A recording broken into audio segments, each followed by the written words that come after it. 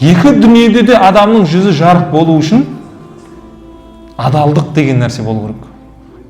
Сіздің қоғамда көптеген даулар осы нәрседе туындап жатыр.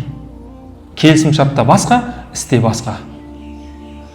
Келіскенде былай істеу керек, бірақ іс жүзінде былай болып кетіп жатыр. Немесе қаншама отбасы осы жаңағы құмар ойыны болсын, сауда саттықтағы жаңағы алдау болсын, мал тауып соған мәз болып жүр. Бірақ ол рахат уақытша.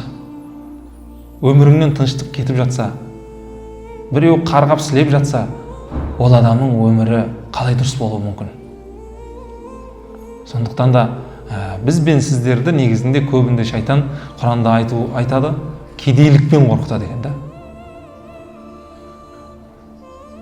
Ертең Алла Тағаланың алдында сондай бір уақыт болады, шаңның тозаңның түйіріндей болған нәрсеге жауап беретін, немесе дәл сондай күйдегі шаңның тозаңның салмағындай нәрсенің сауабын алатын кез болады.